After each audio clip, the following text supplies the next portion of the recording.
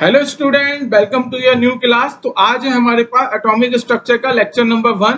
तो मैं ये सीरीज स्टार्ट करने वाला हूँ एटॉमिक स्ट्रक्चर की। इस एटॉमिक स्ट्रक्चर यूनिट के अंदर मैं आपको क्या क्या पढ़ाऊंगा, इसके लिए मैंने एक इंट्रोडक्टिव वीडियो अपलोड किया है। ठीक है, तो आई बटन में आपको मिल जाएगा, आप देख सकते हो कि क्या क्या सिलेबस इस एटॉमिक स्ट्रक्चर यूनिट में आपका कवर किया जाएगा। ठीक है, तो आज का हमारा फर्स्ट टॉपिक होने वाला है Dalton atomic theory.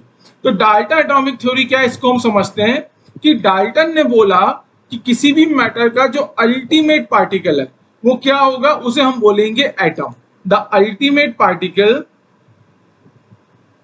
The ultimate particle of any matter, of any matter is known as atom। किसी भी मैटर का जो अल्टीमेट पार्टिकल है या फिर जो स्मॉलेस्ट पार्टिकल है उसको हम क्या बोलेंगे, एटम बोलेंगे। उसके बाद डाल्टन ने बोला जो एटम होता है can not be created not destroy. Atom can not be created nor destroyed.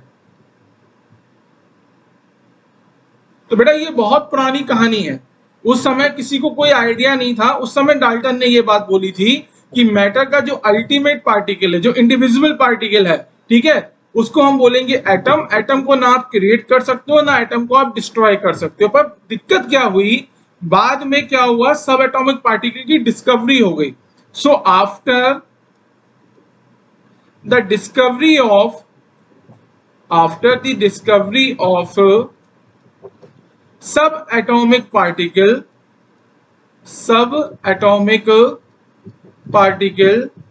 अब सब एटॉमिक पार्टिकल कौन कौन से हो गए, सब एटॉमिक पार्टिकल्स हमारे पास हो गए हैं इलेक्ट्रॉन, प्रोटॉन एंड न्यूट्रॉन।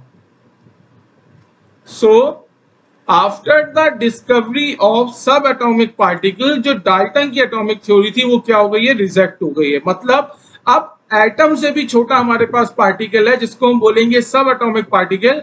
और वो सब एटॉमिक पार्टिकल हमारे पास क्या क्या होंगे, इलेक्ट्रॉन होगा, प्रोटॉन होगा, न्यूट्रॉन होगा। So after the discovery of subatomic particle, Dalton's Dalton atomic theory rejected.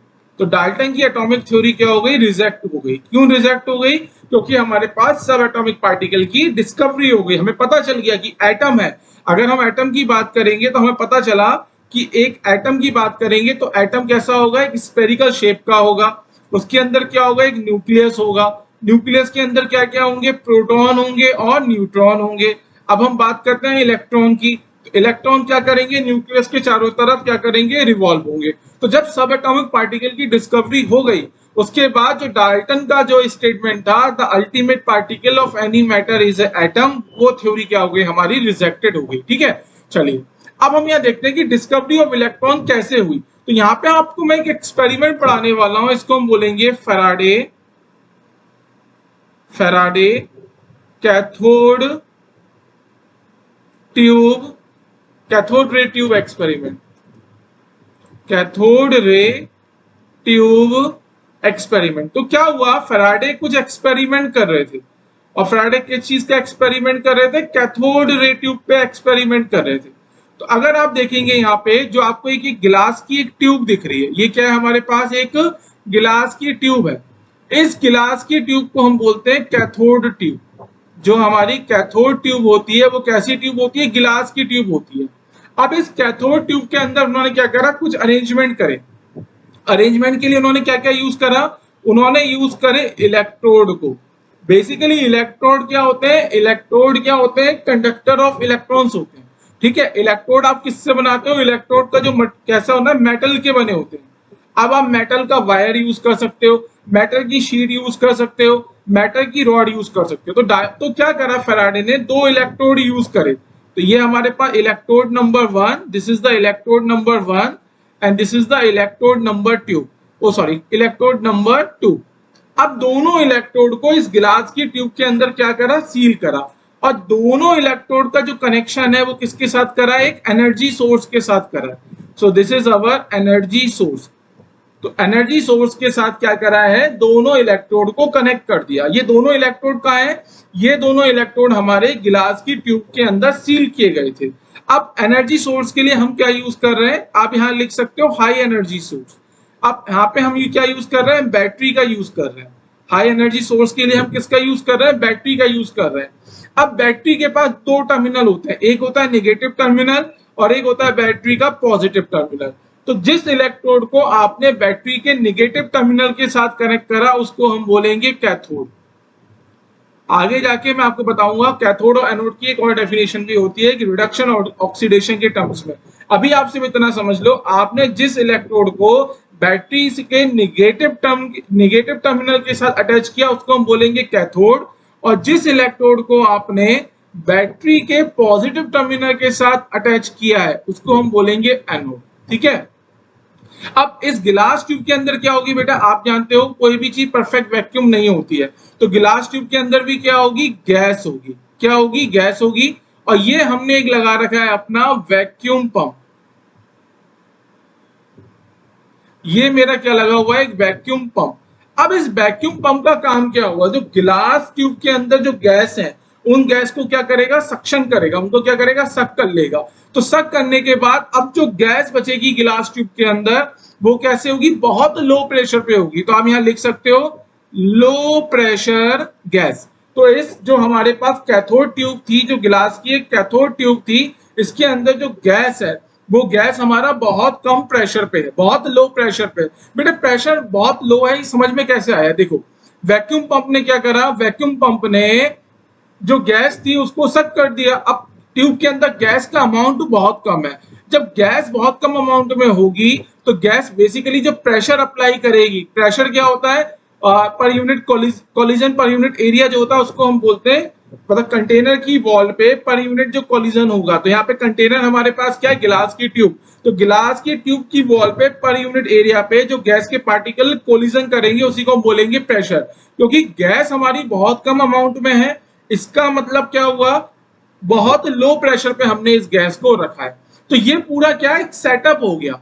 Faraday क्या कर रहे थे, अपना कैथोड रे ट्यूब का एक्सपेरिमेंट कर रहे थे। तो कैथोड रे ट्यूब का एक्सपेरिमेंट करने के लिए उन्होंने गिलास की ट्यूब ली, उसके अंदर दो इलेक्ट्रोड को सील करा, एक इलेक्ट्रोड को बैटरी के नेगेटिव टर्मिनल के साथ अटैच करा जिसको हमने कैथोड बोला, एक इलेक्ट्रोड को उसने बैटरी के पॉजिटिव टर्मिनल के साथ अटैच करा जिसको हमने एनोड बोला। और हमने फैराडे ने with the help of vacuum pump maximum amount of gas को क्या करा, सक कर दिया गिलास ट्यूब से, जिसकी वजह से अब जो भी गैस थी वो बहुत लो प्रेशर पे इस ट्यूब के अंदर प्रेजेंट थी। अब होगा क्या, आगे देखिए, जब आप इस एनर्जी सोर्स से एनर्जी सप्लाई करोगे, ठीक है, तो एनर्जी सोर्स से जब एनर्जी को अप्लाई करा तो देखा गया एक रेस मिली। तो क्या मिली हमें, एक रेस दिखी। वो क्या रहा है, after the supply of energy क्या मिली, इस गिलास ट्यूब के अंदर एक रेस मिली। अब वो रेस मिली उसका हमें पता कैसे चला, बताते हैं। उसने करा क्या, किसने क्या करा, किसकी बात चल रही है बेटा, ये बात चल रही है फैराडे कैथोड रे ट्यूब की। तो हुआ क्या, इन्होंने क्या करा, हमारा जो एनोड था उस एनोड के अंदर क्या कर दिए, होल कर दिए। एनोड के अंदर क्या करें, होल करें। इस तरीके से आप चाहो तो आप बोल सकते हो जो हमारा एनोड था वो एनोड कैसा था, परफोरेटेड एनोड। एनोड हमारा कैसा था, परफोरेटेड एनोड। परफोरेटेड एनोड का मतलब है एनोड के अंदर क्या थे, होल थे। अब हुआ क्या, जब एनर्जी सप्लाई की गई तो एक रेस मिली, उस रेस ने क्या करा, जो एनोड के अंदर होल थे उन होल से पास हो गई। उसके बाद क्या अरेंजमेंट किए गए, एनोड के बैक साइड पे एक फ्लोरोसेंस मटेरियल लगाया गया। क्या लगाया गया, हमारा एक फ्लोरोसेंस मटेरियल। तो ये क्या लगाया मैंने बेटा, फ्लोरोसेंस मटेरियल। फ्लोरोसेंस मटेरियल, या फिर आप बोल सकते हो zinc sulphide, ZnS, zinc sulphide की कोटिंग करी गई है। जिंक सल्फाइड की क्या करी गई है, कोटिंग करी गई है। अब जो फ्लोरोसेंस होता है उसका प्रॉपर्टी क्या होती है, जब भी एक मास particle with the velocity of v, मतलब मूविंग मास पार्टिकल जब इस मटेरियल के ऊपर स्ट्राइक करेगा तो स्ट्राइक करने पे ये क्या प्रोड्यूस करेगा, ग्लो प्रोड्यूस करेगा। तो हुआ क्या, यहां आप देख सकते हो कि रेस फॉर्म हुई है। जैसे ही आपने एनर्जी सप्लाई करी, तो एनर्जी सप्लाई करने पे बेटा क्या हुआ, रेस फॉर्म हुई। उस रेस का हमें पता कैसे चला, क्योंकि ये जो रेस थी एनोड के अंदर जो होल थे उन होल से पास हो गई। अब पास होने के साथ साथ क्या हुआ, इन रेस ने फ्लोरोसेंस थी जो जिंक सल्फाइड की स्क्रीन थी उसके ऊपर स्ट्राइकिंग करी। जैसे ही जिंक सल्फाइड की स्क्रीन के ऊपर स्ट्राइक करेंगे वैसे ही क्या हुआ, ग्लो प्रोड्यूस हुआ। तो इस तरीके से क्या था, कैथोड रे ट्यूब के अंदर एक्सपेरिमेंट किया, कंडक्ट कराया गया फैराडे के द्वारा, और पता लगा कि हमारे पास जो रे फॉर्म होती है, जो रेस फॉर्म होती है, उस रेस को बोला गया, ये है हमारे पास एक कैथोड रे। क्या बोला गया इस रे को, इस रे को बोला गया कैथोड रे। समझ में आया एक्सपेरिमेंट, एक्सपेरिमेंट कैसे हो रहा है। गिलास की ट्यूब ली, उसके अंदर इलेक्ट्रोड लगा दिए, एक इलेक्ट्रोड कैथोड है, एक एनोड है। कैथोड को निगेटिव टर्मिनल के साथ, एनोड को पॉजिटिव टर्मिनल के साथ अटैच कर दिया। उसके बाद क्या करा गया, हाई वोल्टेज अप्लाई किया गया, क्योंकि गिलास ट्यूब के अंदर गैस जो थी वो क्या थी, बहुत लो प्रेशर पे थी। जैसे ही आपने हाई वोल्टेज अप्लाई करा, एक रे फॉर्म हुई। उस रे का पता कैसे चला, वो रे हमारी एनोड के अंदर होल थे, तो एनोड के अंदर जो होल थे वहां से पास हो गई।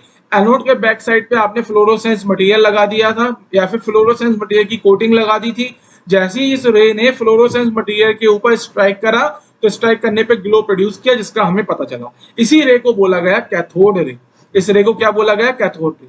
अब यहाँ पे आपको एक चीज समझनी है, जो हमारा कैथोड होता है उसकी जो पोलैरिटी होती है वो कैसी होती है, नेगेटिव। और जो एनोड होगा, एनोड की पोलैरिटी कैसी होगी, पॉजिटिव। तो ये जो रेस थी ये नेगेटिव टर्मिनल, मतलब नेगेटिव साइड से या फिर नेगेटिव टर्मिनल से पॉजिटिव टर्मिनल की तरफ मूव कर रही थी। दिख रही है ना हमें, हमारी जो कैथोड रे है ये कहां से मूव कर रही है, नेगेटिव टर्मिनल से, और किस डायरेक्शन में मूव कर रही है, पॉजिटिव डायरेक्शन में मूव कर रही है। तो ये पूरा जो एक्सपेरिमेंट है इसको हम बोलते हैं कैथोड रे ट्यूब एक्सपेरिमेंट। अब यहाँ पे कुछ चीजें हमें समझनी है कि कैथोड रे ट्यूब एक्सपेरिमेंट में कौन सी रे मिली बेटा, कैथोड रे मिली। अब यहाँ पे आपको समझना है कि कैथोड रे की कैरेक्टरिस्टिक्स क्या क्या होती हैं। तो सबसे पहली चीज अगर हम यहाँ डिस्कस करते हैं, कैथोड रे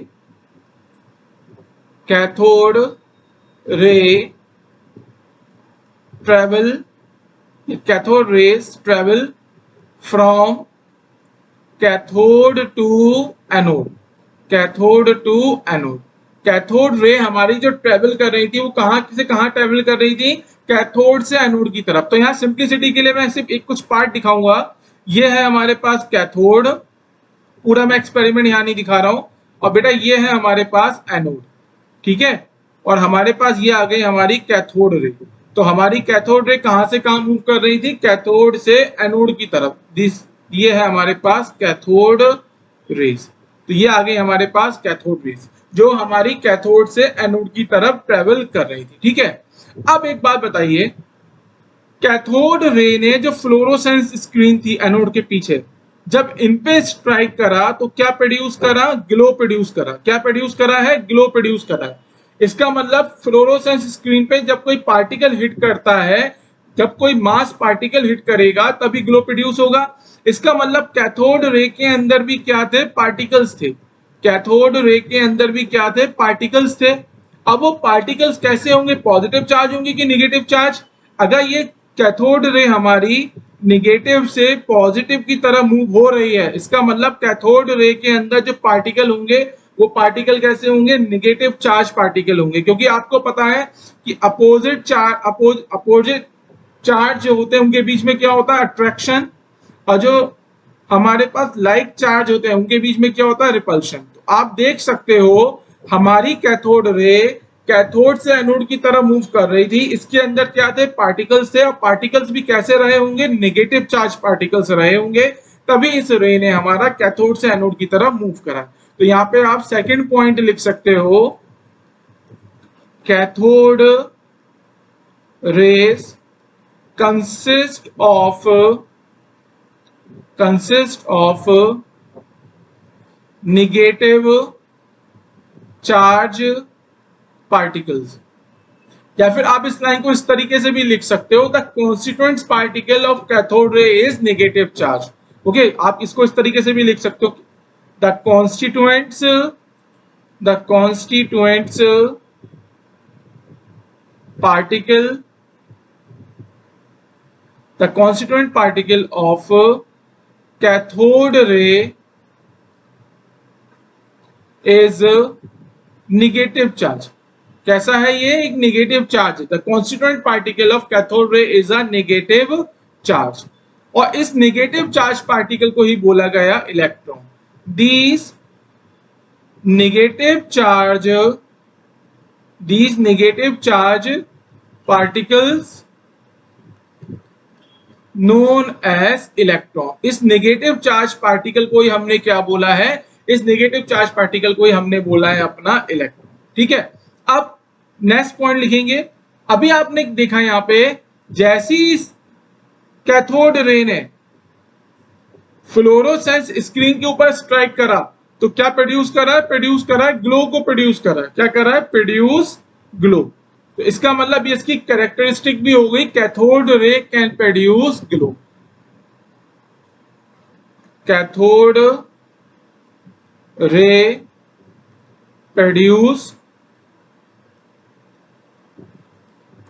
produce glow when strike with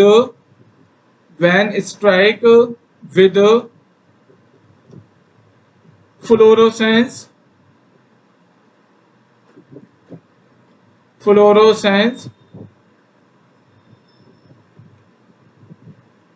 material.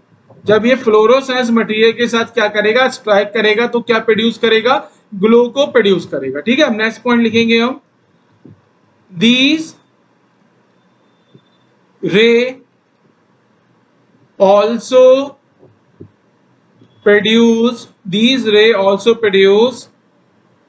mechanical effect. अब ये जो रेस थी ये मैकेनिकल इफेक्ट को भी प्रोड्यूस कर सकती थी. अब हम इसको समझेंगे कि मैकेनिकल इफेक्ट को प्रोड्यूस करा. और मैकेनिकल इफेक्ट होता क्या है? सबसे पहले आप ये देखो.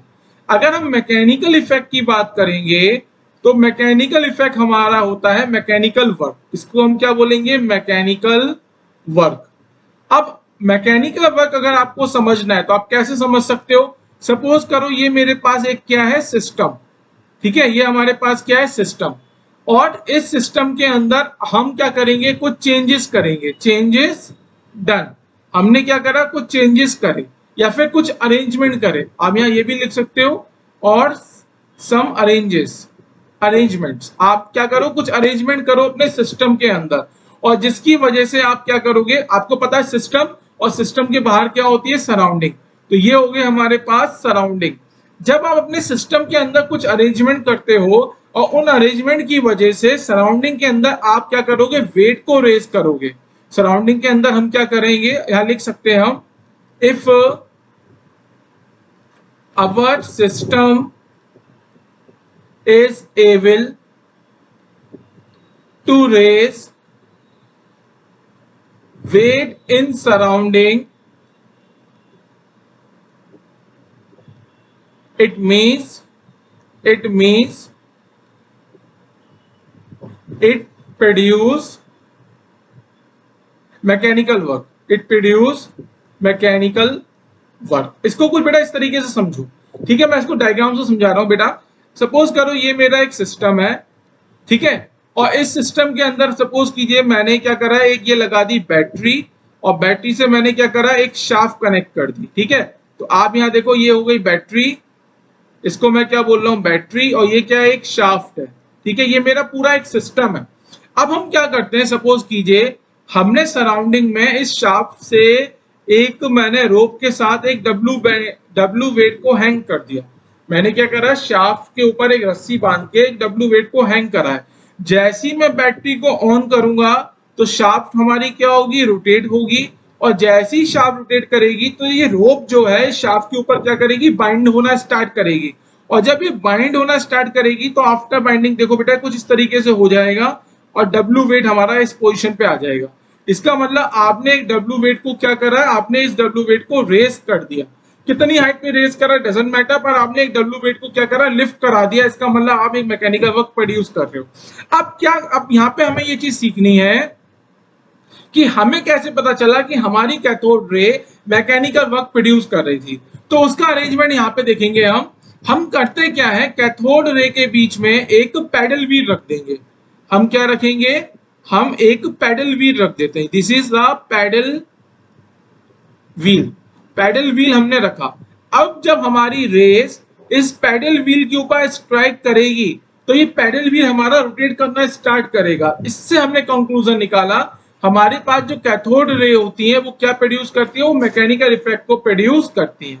फिर नेक्स्ट पॉइंट इसमें लिखेंगे, cathode ray travel in a straight path. ये कहां पे मूव करती है, स्ट्रेट पाथ में मूव करेगी। In the absence of electrical and mechanical field, in the absence of electrical and magnetic field। अगर आप इलेक्ट्रिक फील्ड और मैग्नेटिक फील्ड अप्लाई नहीं करोगे तो हमारे पास जो ये कैथोड रे है ये क्या करेगी, ये स्ट्रेट पाथ में मूव करेगी। सपोज करो यहाँ पे समझने की कोशिश करते हैं। अगर ये हमारी कैथोड रे आपको दिख रही है, अब मैं क्या कर रहा हूं, एक इलेक्ट्रिक फील्ड और एक मैग्नेटिक फील्ड लगा देता हूं। या फिर इस डायग्राम से समझो, सपोज कीजिए मैंने एक इलेक्ट्रिक फील्ड लगा दिया। तो आपको पता है इलेक्ट्रिक फील्ड के पास दो टर्मिनल होते हैं। सपोज कीजिए ये आ गया नेगेटिव और ये आ गया हमारे पास पॉजिटिव। क्योंकि हमारे पास जो कैथोड रे है वो क्या है, नेगेटिव चार्ज पार्टिकल से मिलके बनी है। किस पार्टिकल से मिलके बनी है, नेगेटिव चार्ज पार्टिकल से। तो आपको पता है कि जो नेगेटिव चार्ज पार्टिकल है वो क्या करेगा, इस पॉजिटिव इलेक्ट्रिक फील्ड की तरफ डेविएट हो जाएगा। पहले नेगेटिव चार्ज पार्टिकल ऐसे जा रहा था, ऐसे जाते जाते जाते जैसे ही उसने देखा कि एक पॉजिटिव इलेक्ट्रिक फील्ड लगा है तो उसके पास में मूव करना स्टार्ट करेगा। तो हम यहाँ पे जो पॉइंट लिखवाया इसका मतलब क्या है, जब तक आप कोई भी इलेक्ट्रिकल और मैग्नेटिक फील्ड नहीं लगाओगे तब तक हमारी जो कैथोड रे है वो कैथोड रे कैसे मूव करेगी, हमारी कैथोड रे एक स्ट्रेट पाथ में मूव करेगी। अब हुआ क्या, फैराडे ने क्या करा, देखा कि क्यों ना हम एक्सपेरिमेंट में कुछ चेंजेस करें। तो एक्सपेरिमेंट में चेंजेस कैसे हो सकते हैं, उसने क्या करा, डिफरेंट कैथोड या फिर आप लिख सकते हो इलेक्ट्रोड चेंज करने। फैराडे ने क्या करा, इलेक्ट्रोड मटेरियल चेंज करा, इलेक्ट्रोड मटेरियल को चेंज करा, ठीक है। और फिर एक्सपेरिमेंट अपने फिर से करे। साथ में उसने क्या करा, जो हमारे पास कैथोड ट्यूब थी, जो गिलास की ट्यूब थी, उसके अंदर जो गैस प्रेजेंट थी उस गैस को चेंज करा। तो यहां पे आप लिख सकते हैं gas present in cathode tube, इसको भी क्या करा उसने, चेंज करा। मतलब डिफरेंट एक्सपेरिमेंट करे। कभी इलेक्ट्रोड के मटेरियल को चेंज करा, कभी जो गैस थी कैथोड ट्यूब के अंदर उसको चेंज करा। पर उसने ऑब्जर्व किया कि अगर हम इलेक्ट्रोड को चेंज करते हैं या फिर गैस के टाइप को चेंज करते हैं, पर जो भी कैथोड रे फॉर्म हो रही है उस कैथोड रे की प्रॉपर्टी में कोई भी चेंजेस नहीं है। तो यहां से कैरेक्टरिस्टिक्स हमें पता चली। क्या पता चली, ये इंपॉर्टेंट पॉइंट है, the nature of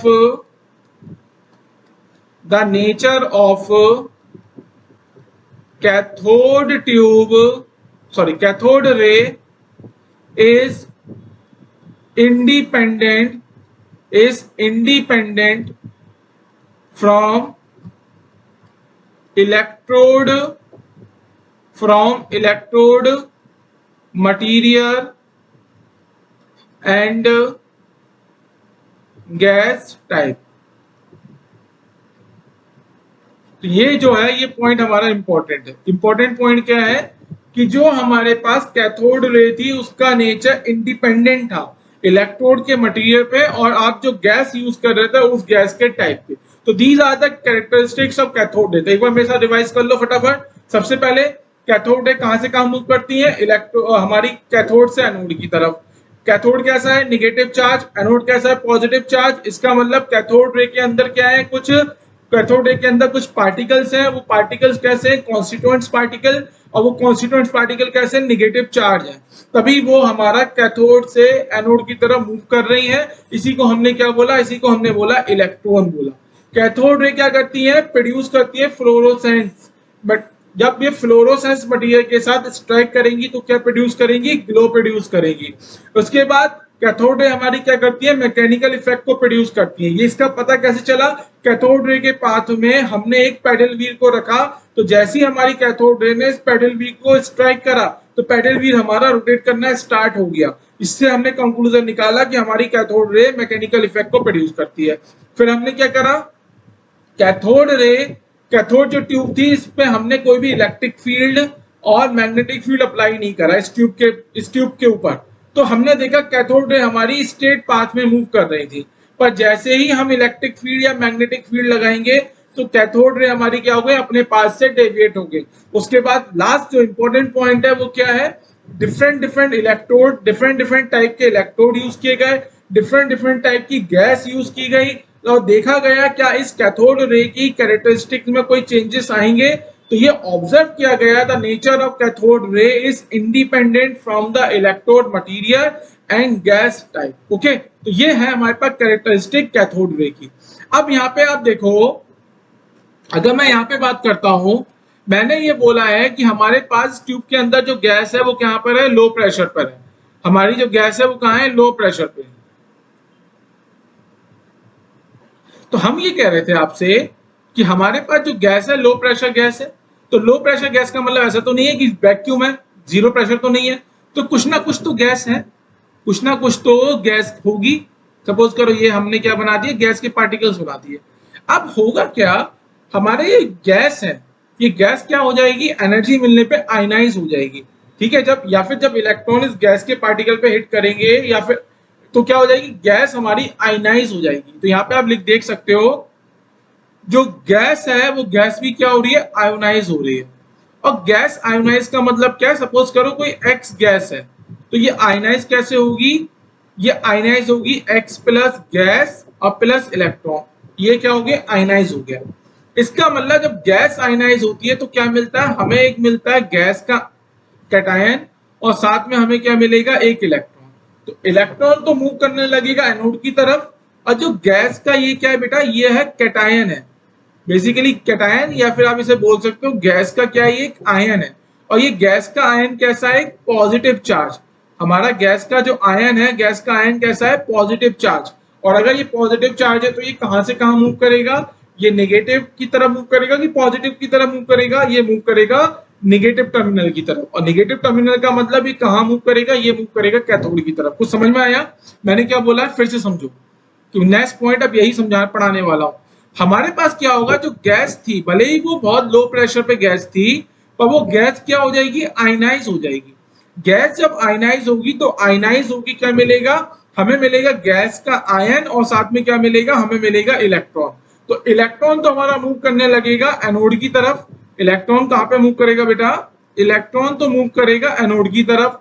पर जो गैस का आयन है, मतलब गैस का जो कैटायन है, पॉजिटिव चार्ज जो है, पॉजिटिव चार्ज, वो कहां मूव करेगा, वो मूव करेगा हमारा एनो, ये मूव करेगा कैथोड की तरफ। इसका मतलब जब भी कैथोड रे ट्यूब एक्सपेरिमेंट किए गए थे तो आपको सिर्फ एक सिंगल रे नहीं मिली थी, आपको दो रे मिली थी। एक रे थी हमारी कैथोड रे और दूसरी रे थी हमारे पास एनोड रे, या इसको बोलते हैं कैनार रे। ओके, फिर से समझाता हूं मैं अभी, एक मिनट को।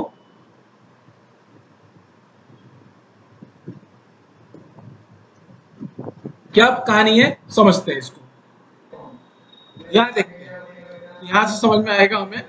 फटाफट मैं एक छोटा सा एक सेटअप बना देता हूं।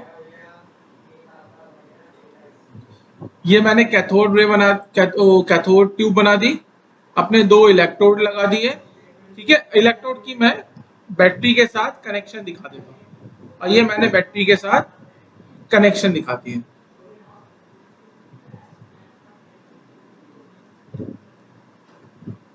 अब यहाँ पे कुछ समझ में आपको अच्छे से आई थिंक आएगा।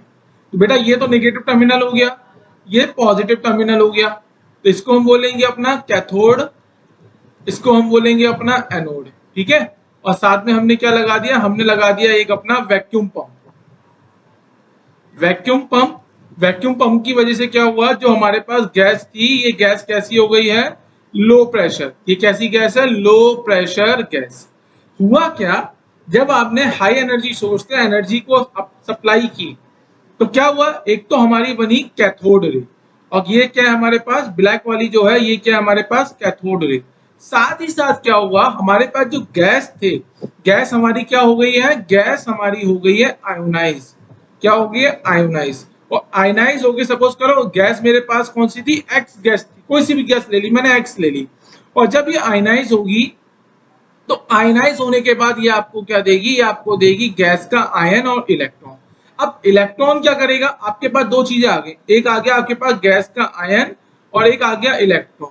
तो इलेक्ट्रॉन क्या करेगा, इलेक्ट्रॉन तो मूव करना स्टार्ट करेगा एनोड की तरफ, पर जो गैस का आयन है, ये गैस का आयन मूव करेगा किस तरफ, कैथोड की तरफ। इसका मतलब बेटा दो टाइप की रेज मिली, एक कैथोड रे, और जो हमारे आयन के मूवमेंट से जो रे मिली, उस रे को हमने बोला अपना एनोड रे और कैनाल रे। समझ में आया, आई होप अब समझ में आया होगा कि कैथोड रे तो मिली जो कि इलेक्ट्रॉन के मूवमेंट से मिली, पर जो गैस आयनाइज हुई, गैस के आयनाइज होने के बाद गैस का जो एक कैटायन मिला है, आप बोलोगे गैस का जो आयन मिला है, ये आयन भी मूव करेगा। और ये आयन किस तरह मूव करेगा, निगेटिव टर्मिनल की तरफ। और इस आयन के मूवमेंट से भी हमें एक रे मिली जिसको हम बोलेंगे एनोड रे और कैनाल रे।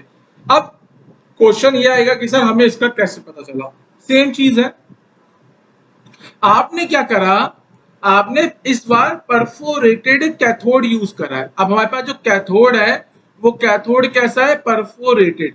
परफोरेटेड का मतलब क्या होता है, होल्स प्रेजेंट। क्या प्रेजेंट होंगे बेटा, होल प्रेजेंट होंगे। और जो फ्लोरोसेंस मटेरियल था, इस बार आप जो फ्लोरोसेंस मटेरियल है वो कहां पे लगा रहे हो, कैथोड के पीछे लगा रहे हो। इस बार जो फ्लोरोसेंस मटेरियल है उसको आप कहां लगा रहे हो, आप इस बार लगा रहे हो फ्लोरोसेंस मटेरियल को कैथोड के पीछे। तो होगा क्या, जैसी ये एनोड रे, क्योंकि एनोड रे के अंदर क्या है, पॉजिटिव चार्ज पार्टिकल, जैसे ही ये एनोड रे के पॉजिटिव चार्ज पार्टिकल इस फ्लोरोसेंस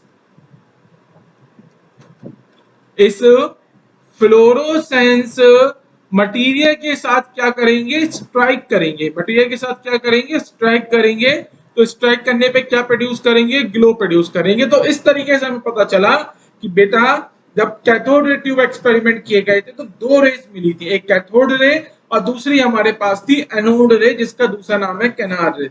इसका मतलब अब आपके पास नेक्स्ट टॉपिक है, what is the characteristics of anode रे। जैसे मैंने कैथोड रे की कैरेक्टरिस्टिक्स आपको बता दी कि नेगेटिव चार्ज पार्टिकल से मिलकर बनती है, कॉन्स्टिट्यूएंट पार्टिकल होता है, इसी को हम इलेक्ट्रॉन बोलते हैं, कैथोड से एनोड की तरह मूव होती है, फ्लोरोसेंस मटेरियल पे क्या करती है, ग्लो प्रोड्यूस करती है, मैकेनिकल इफेक्ट प्रोड्यूस करती है, स्ट्रेट पाथ में ट्रेवल करती है जब तक कोई इलेक्ट्रिकल और मैग्नेटिक फील्ड नहीं होता है, और साथ में इंडिपेंडेंट होती है इलेक्ट्रोड के मटेरियल पे और गैस के टाइप पे। अब हमें पढ़ना है what is the characteristics of canal और एनोड रे। तो इसकी कैरेक्टरिस्टिक्स में हम लिखेंगे कैनाल और एनोड रे is formed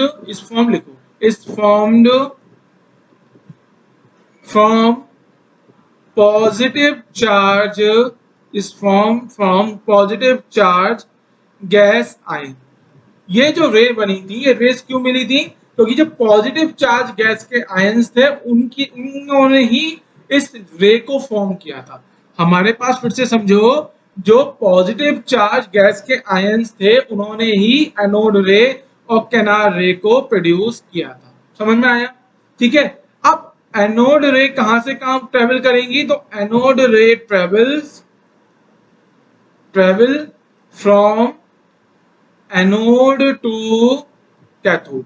ये एनोड से कैथोड की तरफ क्या कर रही है, मूव कर रही है, ठीक है। अब इंपॉर्टेंट पॉइंट क्या है, जैसे कि अगर हम कैथोड रे की बात करेंगे तो कैथोड रे ना गैस पे डिपेंड कर रही थी ना इलेक्ट्रोड के मटेरियल पे डिपेंड कर रही थी, पर एनोड रे जो है वो गैस के टाइप पे डिपेंड करती है। क्यों डिपेंड करती है, क्योंकि एनोड रे जो है गैस के आयंस के मिलके बनी है। सपोज करो एग्जांपल लेके, सब पहले मैं स्टेटमेंट लिखवा देता हूं फिर एग्जांपल बताता हूं।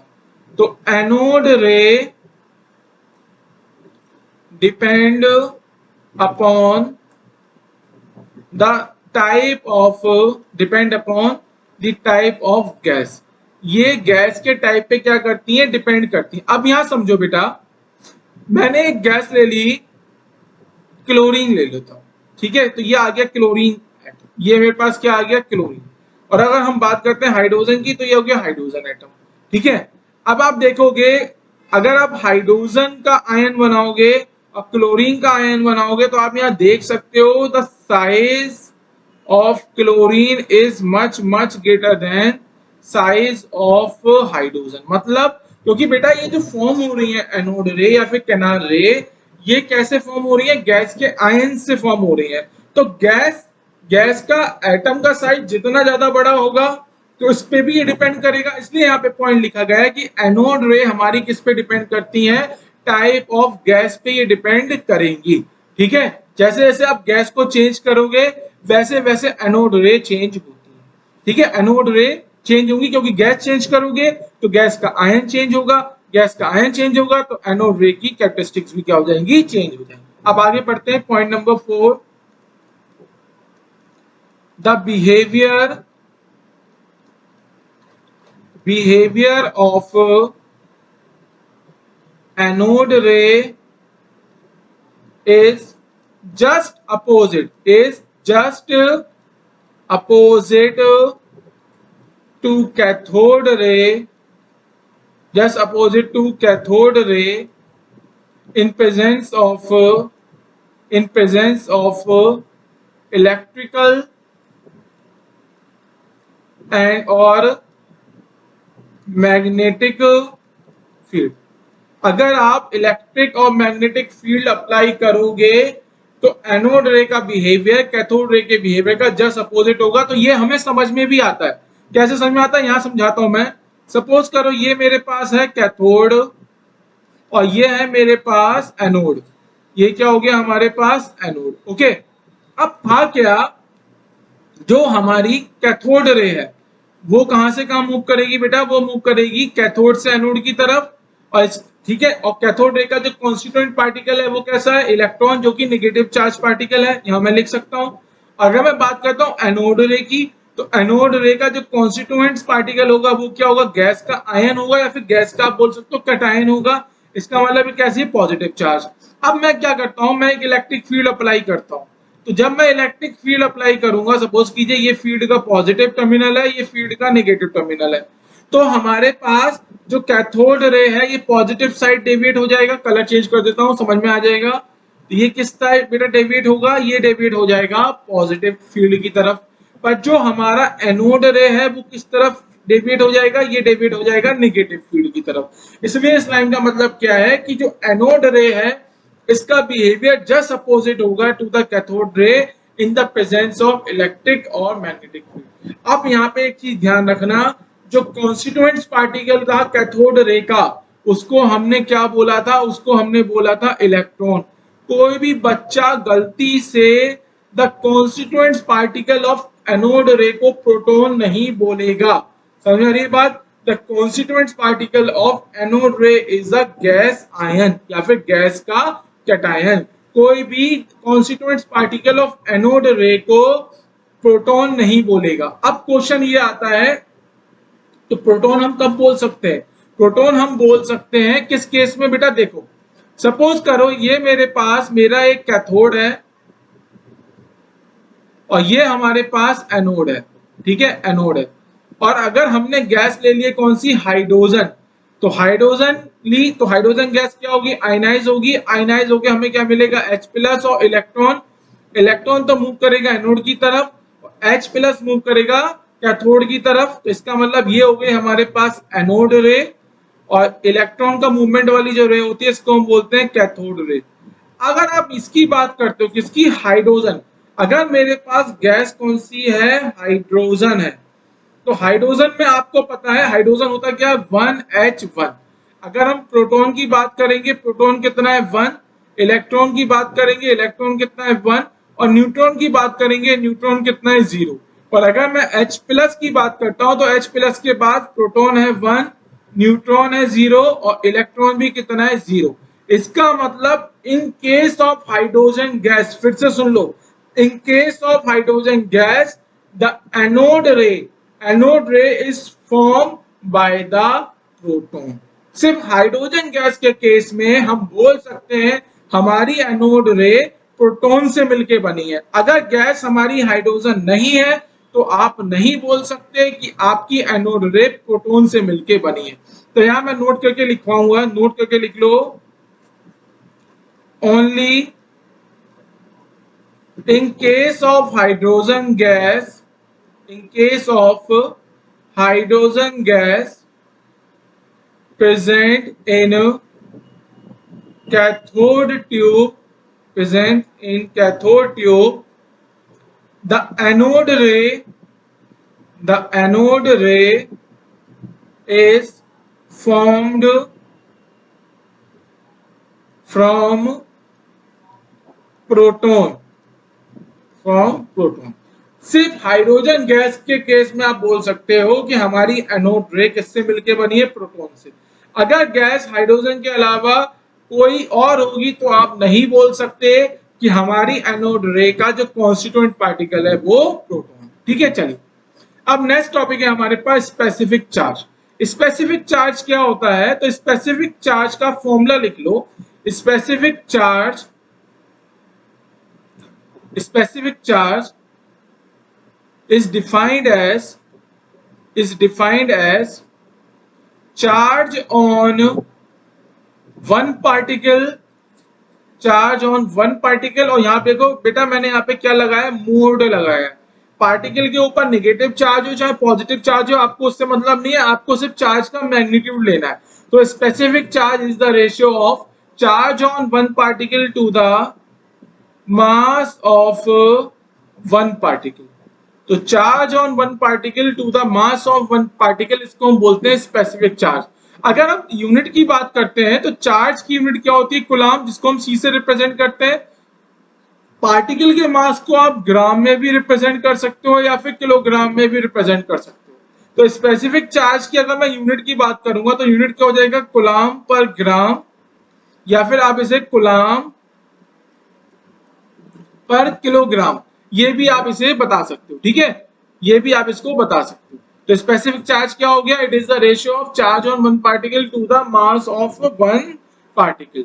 तो चार्ज की यूनिट क्या हो गई, कूलम, और मास की यूनिट क्या हो जाएगी, किलोग्राम या फिर ग्राम। पर ध्यान क्या देना है, आपको जो चार्ज की वैल्यू पुट करनी है वो चार्ज की वैल्यू पुट किस में करोगे, मैग्नीट्यूड पुट करोगे, आप साइन के साथ पुट नहीं करोगे। अब यहाँ पे मैं नोट करके लिखवा रहा हूं, कुछ चीजें आपको समझनी है। सबसे पहले आप ये समझो what is the alpha particle. पहली चीज क्या समझो, या फिर एक काम करता हूँ बाद में बताता हूँ, अभी समझा देता हूँ।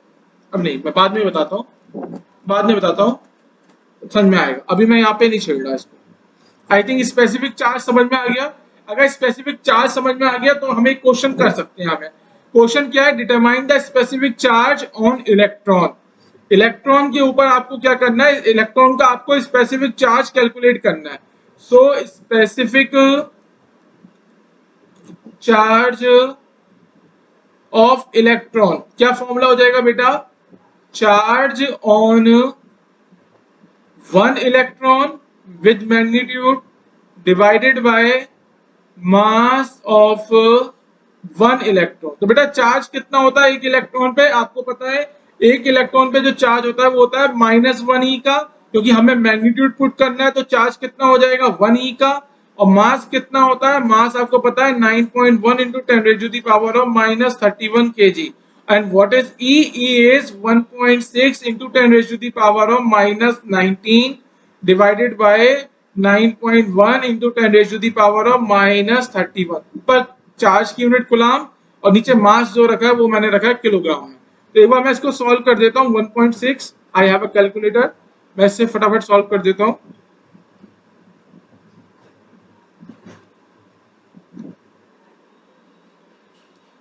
So specific charge S dot C, specific charge of electron is given by 1.75 into 10 raised to the power of 11 coulomb per KG.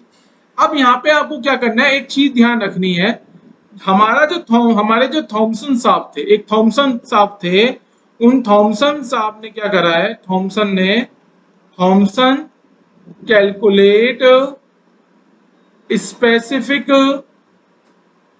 Charge on या specific charge of electron, specific charge of electron, ठीक है। तो Thompson ने क्या करा था, specific charge electron का जो था उसको कैलकुलेट किया था। और आपने एनसीईआरटी में एक एक्सपेरिमेंट भी देखा होगा, उसका नाम है ऑयल ड्रॉप एक्सपेरिमेंट है शायद।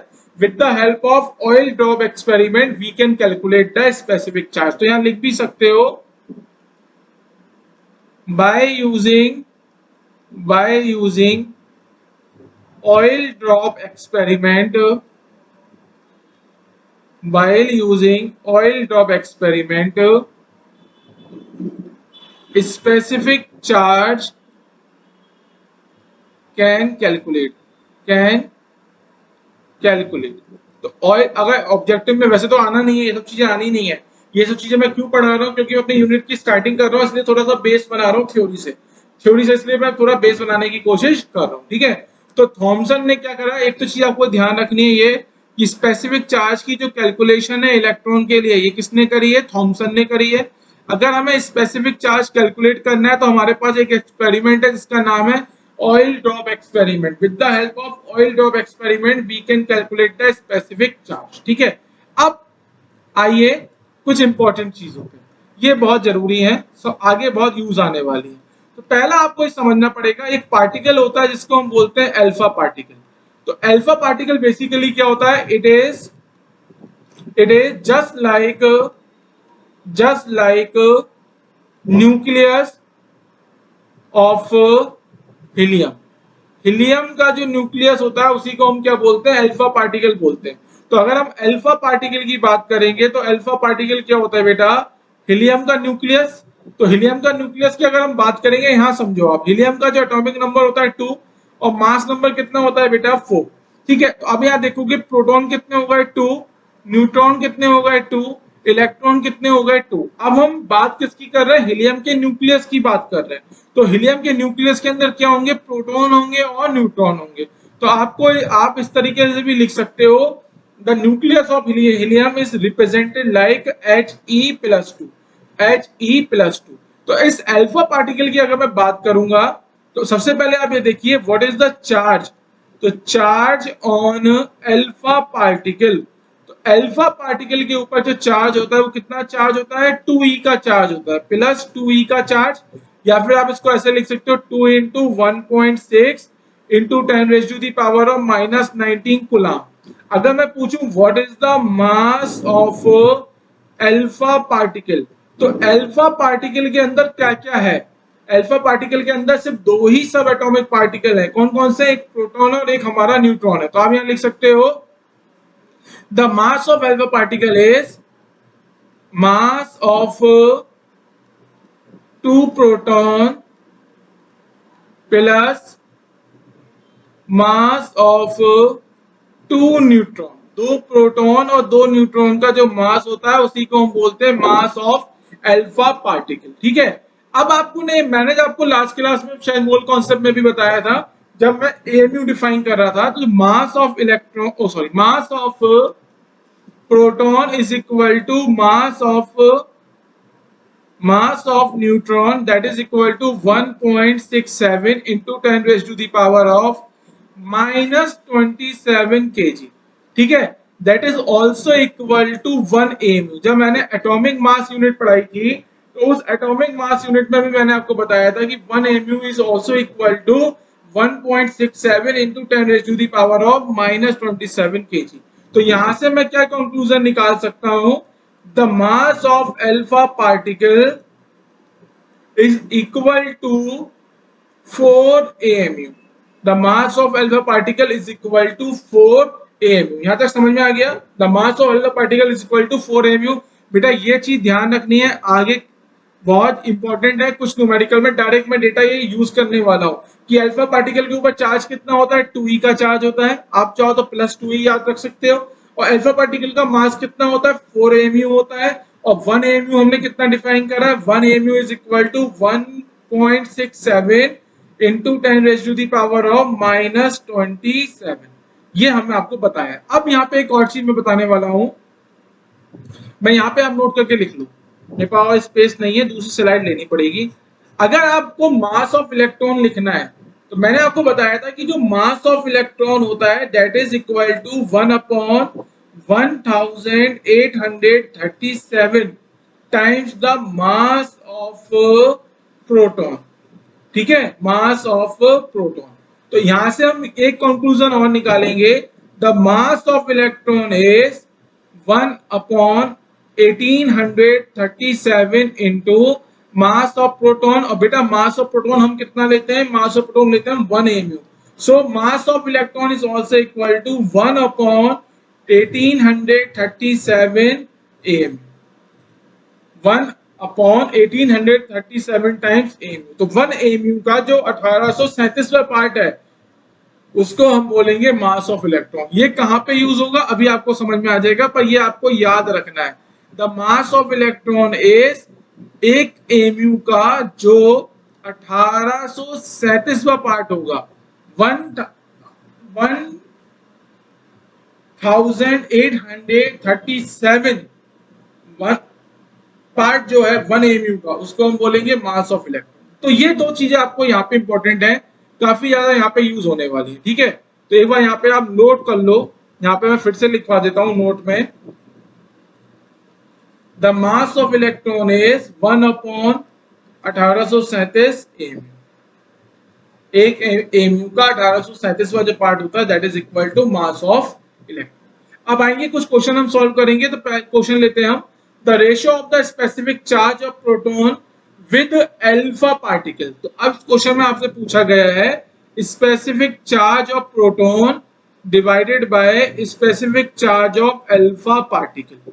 अगर आप प्रोटॉन की बात करोगे तो प्रोटॉन का जो मास होता है दैट इज 1 mu। प्रोटॉन का मास कितना होगा, 1 mu होगा। और प्रोटॉन के ऊपर जो चार्ज होता है, प्रोटॉन के ऊपर बेटा क्या बात कर रहा है, चार्ज ऑन प्रोटॉन। तो प्रोटॉन के ऊपर जो चार्ज होता है वो चार्ज होता है +1e का, +1e का चार्ज होता है। अब आइए अल्फा पार्टिकल पे। तो अल्फा पार्टिकल के ऊपर जो चार्ज है, अभी आपने जस्ट लिखाया है मैंने आपको, चार्ज कितना है बेटा, 2e का चार्ज है। और अल्फा पार्टिकल का जो मास है, अल्फा पार्टिकल का मास कितना है, 4 mu। अब आपके पास पूरा डेटा आ गया। आप कैसे लिख सकते हो, स्पेसिफिक चार्ज ऑफ प्रोटॉन को क्या लिख सकते हो, charge divided by mass of proton divided by charge divided by mass of alpha particle, of alpha particle. So that is equal to, value put करो, charge by mass proton put करो। तो proton के ऊपर charge कितना है, 1e का। Proton के मास कितना है, 1 mu का। ठीक है, अब अल्फा पार्टिकल का चार्ज पुट करो। अल्फा पार्टिकल का चार्ज कितना है, 2e का। और अल्फा पार्टिकल का मास कितना है, 4 mu का। ठीक है, तो ये e से e कैंसिल, mu से mu कैंसिल, और ये 2 से 2 कैंसिल। तो यहाँ पे हमारे पास कंक्लूजन क्या है, specific charge of proton divided by specific charge of alpha particle is equal to 2 divided by। so this is the answer of your question। ये आपके क्वेश्चन का क्या आ गया, answer. 2:1 is the answer of your question। इस तरीके से question पूछे जाते हैं। ठीक है, एक और क्वेश्चन करेंगे तो हमें और अच्छी क्लैरिटी आएगी। आपसे पूछा है which of the following particle has the highest value of specific charge. आपको चार पार्टिकल गिवन है, उन 4 पार्टिकल के लिए आपको highest value of specific charge calculate करना है। कोशिश करो खुद से करने की।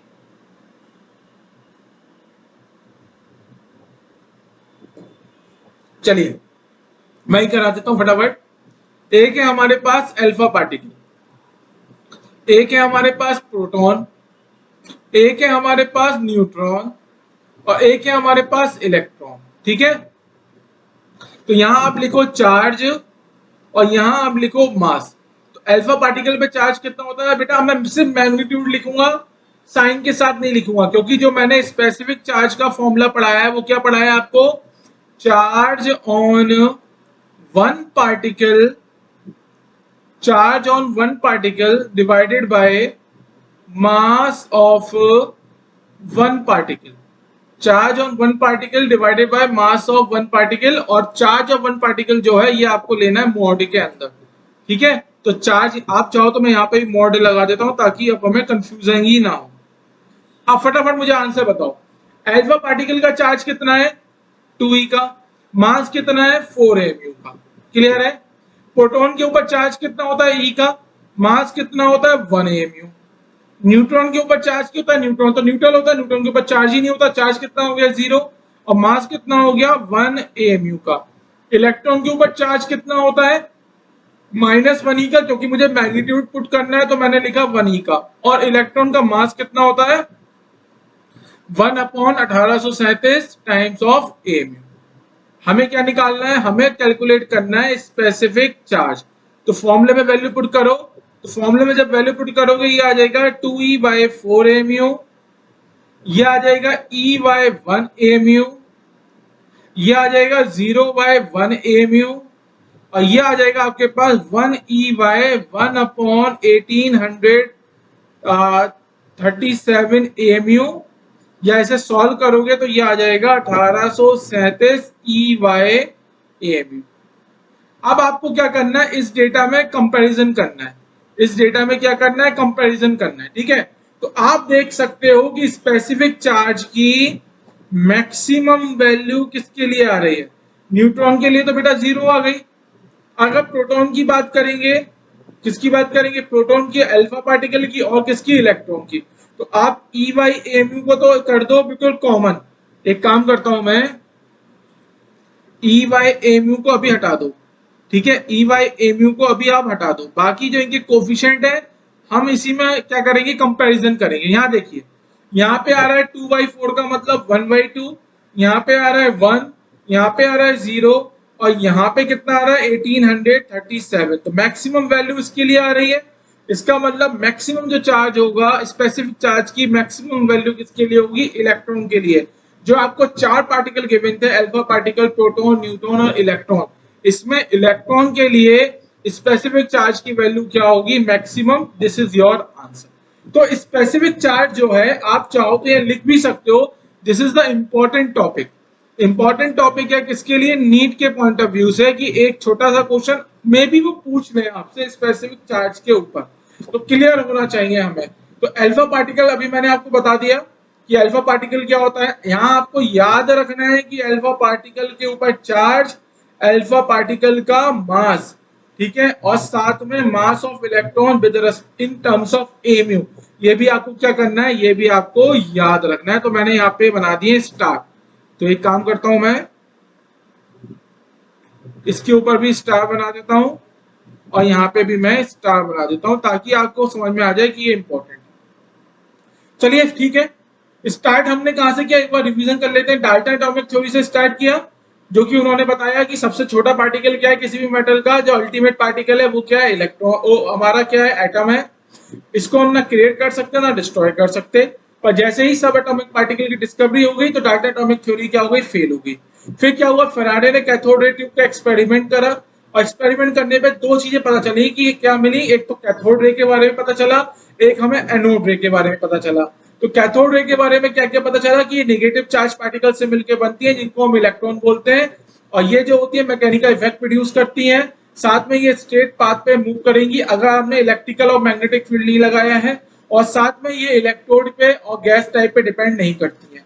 पर अगर हम एनोड रे की बात करेंगे तो गैस जो हमारे आयनाइज होंगे, आयनाइज होकर हमें गैस का क्या मिलेगा, एक कैटायन मिलेगा। अब उस कैटायन क्या होता है, वही कैटायन हमारा एनोड रे का फॉर्मेशन करता है। तो एनोड रे हमारी मूव कहां से कहां करेगी, एनोड से कैथोड की तरफ मूव करेगी, ठीक है। एनोड रे डिपेंड करती है गैस के टाइप पे, जैसे जैसे आप गैस को चेंज करोगे तो एनोड रे की कैरेक्टरिस्टिक चेंज होगी। इसमें इंपॉर्टेंट चीज क्या है, इंपॉर्टेंट चीज ये है कि एनोड रे का जो कॉन्स्टिट्यूएंट पार्टिकल है वो प्रोटॉन नहीं होता, वो प्रोटॉन नहीं होता। अगर वो प्रोटॉन नहीं होता है तो किस केस में आप बोल सकते हो एनोड रे का जो कॉन्स्टिट्यूएंट पार्टिकल है वो हमारा क्या है, प्रोटॉन। तो आप किस केस में बोल सकते हो, आप बोल सकते हो अगर आपके पास गैस हाइड्रोजन है तो हाइड्रोजन गैस के केस में आप बोल सकते हो कि एनोड रे का जो एनोड रे जो है वो प्रोटॉन से मिलकर बनी है। अदरवाइज एनोड रे का कॉन्स्टिट्यूएंट पार्टिकल कभी भी प्रोटॉन नहीं होता है। Only in case of hydrogen gas use in a cathode ray tube experiment, तब आप बोल सकते हो कि एनोड रे हमारी प्रोटॉन से मिलकर बनी है।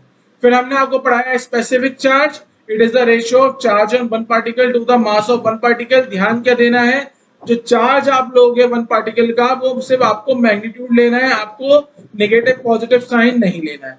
इंपॉर्टेंट चीज मैंने आपको बता दी, क्या बताई इंपॉर्टेंट चीज, एक तो ये बताई मैंने कि इलेक्ट्रॉन का ऊपर जो स्पेसिफिक चार्ज है वो हमारा थॉमसन अंकल ने कैलकुलेट किया था, और स्पेसिफिक चार्ज कैलकुलेट करने के लिए एक एक्सपेरिमेंट होता है, इसका नाम होता है ऑयल डॉप एक्सपेरिमेंट। ठीक है, और आपको मैंने बताया कि जो अल्फा पार्टिकल होते हैं वो कैसे होते हैं, न्यूक्लियस ऑफ हीलियम होता है।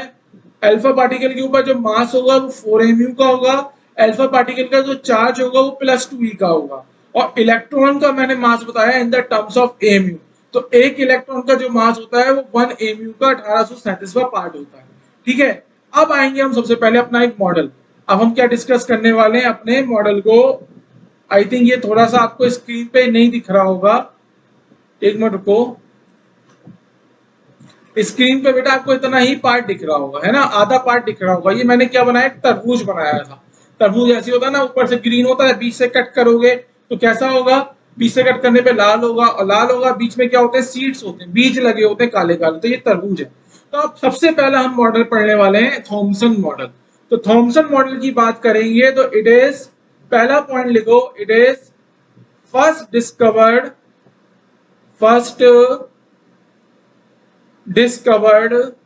Atomic model. पहला डिस्कवर्ड एटॉमिक मॉडल जो है वो हमारा थॉमसन मॉडल है।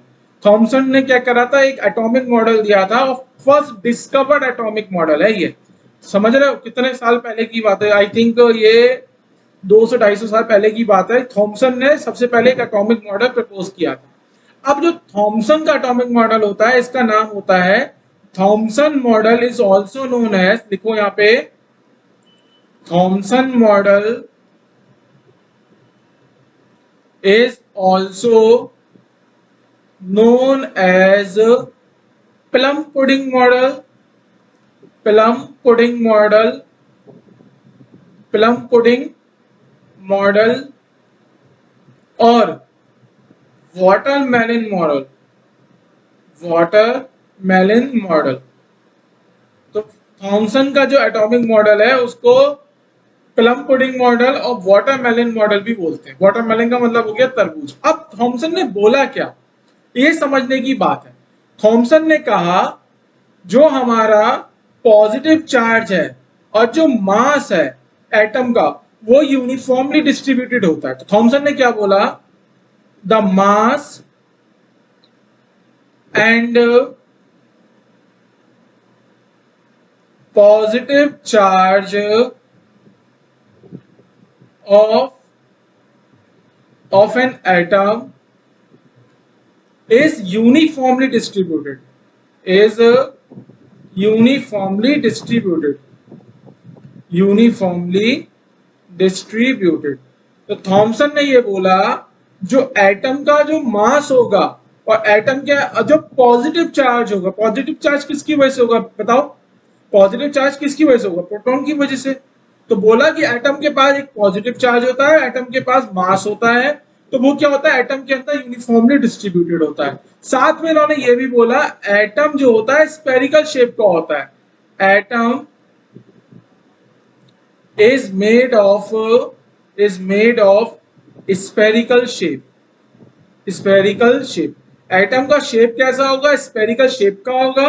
एटम का जो पॉजिटिव चार्ज है, एटम के अंदर जो मास है वो यूनिफॉर्मली डिस्ट्रीब्यूटेड होगा।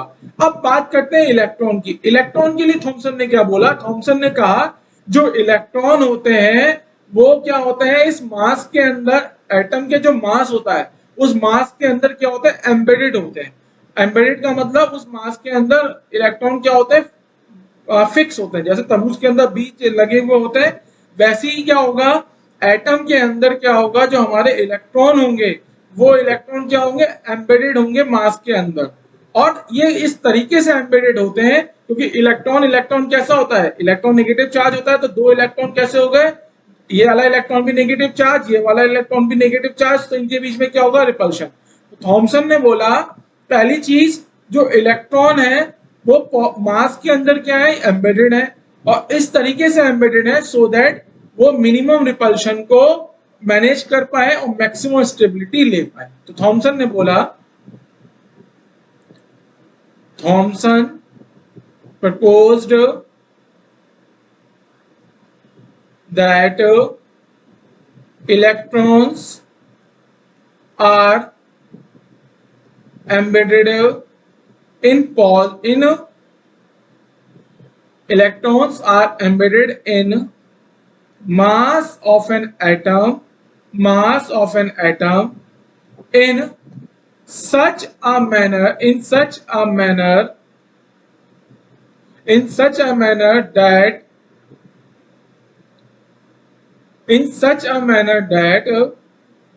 repulsion get minimized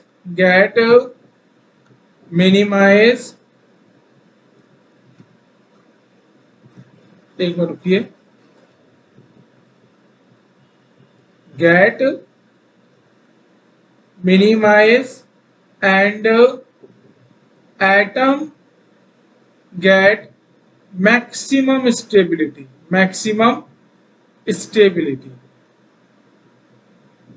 तो क्या बोला थॉमसन ने क्या बोला, मैं कंक्लूड कर रहा हूं। सबसे पहली चीज, ये फर्स्ट डिस्कवर मॉडल था। थॉमसन के मॉडल को हम क्या बोलते हैं, हम थॉमसन के मॉडल को प्लम पुडिंग मॉडल भी बोलते हैं और वाटरमेलन मॉडल भी बोलते हैं। इन्होंने कहा क्या, इन्होंने ये बोला कि जो एटम होता है उसका शेप कैसा होगा, उसका शेप होगा स्फेरिकल होगा। दूसरी चीज, एटम का जो मास होगा और जो पॉजिटिव चार्ज होगा, एटम की मास जो होगा और जो एटम का पॉजिटिव चार्ज होगा वो यूनिफॉर्मली डिस्ट्रीब्यूटेड होगा।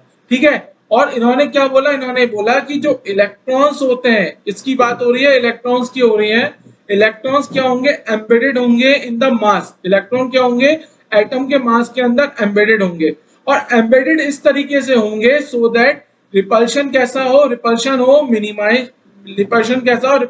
मिनिमम और जो स्टेबिलिटी है, स्टेबिलिटी हमारी कैसी हो, मैक्सिमम। ये आ गए कीवर्ड्स या फिर की points of the Thompson model. पर दिक्कत की बात क्या है, थॉमसन का मॉडल क्या हो गया, रिजेक्ट हो गया। और थॉमसन का मॉडल रिजेक्ट क्यों हो गया, after the Rutherford alpha particle scattering experiment. तो यहां पे हम नोट करके लिखेंगे, थोड़ा मुझे स्पेस चाहिए, आई थिंक नीचे यहाँ पे लोगो दिख रहा होगा, मैं यहाँ लिखने की कोशिश करता हूं, मैं कलर चेंज कर देता हूं। थॉमसन मॉडल रिजेक्टेड, थॉमसन का मॉडल क्या हुआ, रिजेक्ट हो गया। So Thomson model rejected after Rutherford alpha particle scattering experiment. I think ये आपको दिख पा रहा होगा मैंने क्या लिखा है, अगर नहीं दिख रहा है तो मैं बोल दे रहा हूं, आप नोट कर लेना एक बार। Thomson model rejected after Rutherford alpha particle scattering experiment. तो बेटा अब मेरा आज की क्लास को थोड़ी है, थ्योरी को ज्यादा मैं हेक्टिक नहीं बनाऊंगा, इस क्लास को ही रोकूंगा। ठीक है, तो ये है हमारा आज का क्लास। आपको ध्यान क्या करना है, क्लास में जाते जाते एंड में जाते जाते एक चीज ध्यान रखना अपने इसमें अट्टामाजी सटकेली में। पहली चीज, थॉमसन ने ये बोला जो मास है और जो पॉजिटिव चार्ज है वो यूनिफॉर्मली डिस्ट्रीब्यूटेड है और इलेक्ट्रॉन्स क्या है, एम्बेडेड है इस मास के अंदर और इस तरीके से एम्बेडेड है कि रिपल्शन मिनिमम हो, स्टेबिलिटी मैक्सिमम हो। अगर थॉमसन का मॉडल फेल हुआ है तो थॉमसन का मॉडल सिर्फ इन दो पॉइंट की वजह से फेल होगा। कौन कौन से, क्या तो जो चार्ज है और जो मास है वो यूनिफॉर्मली डिस्ट्रीब्यूटेड नहीं होगा, क्या तो थॉमसन का ये पॉइंट गलत हो सकता है। ठीक है, या फिर इलेक्ट्रॉन जो एम्बेडेड है मास के अंदर वो पॉइंट गलत हो सकता है, या फिर दोनों पॉइंट गलत हो सकते हैं। तो नेक्स्ट क्लास में जो हमारे पास अब लेक्चर नंबर 2 होने वाला है उसमें मैं आपको पढ़ाने वाला हूं Rutherford alpha particle scattering experiment. तो Rutherford alpha particle scattering experiment पढ़ने से पहले आपके माइंड में ये चीज आनी चाहिए कि ये एक्सपेरिमेंट जब हुआ रदरफोर्ड का, तो इस एक्सपेरिमेंट ने क्या करा, थॉमसन के मॉडल को रिजेक्ट कर दिया। तो थॉमसन ने ऐसी क्या क्या बातें कही थी जो गलत थी, दो बातें अपने माइंड में लेके जाओ। थॉमसन ने बोला है जो मास है और जो पॉजिटिव चार्ज है वो यूनिफॉर्मली डिस्ट्रीब्यूट है। थॉमसन ने ये भी बोला है कि इलेक्ट्रॉन्स जो है एम्बेडेड है मास के अंदर। समझ में आ गया? सो बेटा this is all about the today lecture. I think theory lecture है, इसलिए ज्यादा इसे लेंथी नहीं बनाऊंगा। एक बार रिवाइज कर लेना अपने वर्डिंग में, एक बार इसको अपनी नोटबुक पर नोट कर लेना। चलिए मिलते हैं हम आपसे एटॉमिक स्ट्रक्चर के लेक्चर नंबर 2 में, जिसमें हम स्टार्ट करने वाले हैं Rutherford alpha particle scattering experiment. तब तक के लिए ध्यान रखो अपने खाने पीने का, अपनी हेल्थ का और अपने खुद का। मिलता हूं मैं आपसे एटॉमिक स्ट्रक्चर के लेक्चर नंबर 2 में। Okay bye bye, see you in the next class.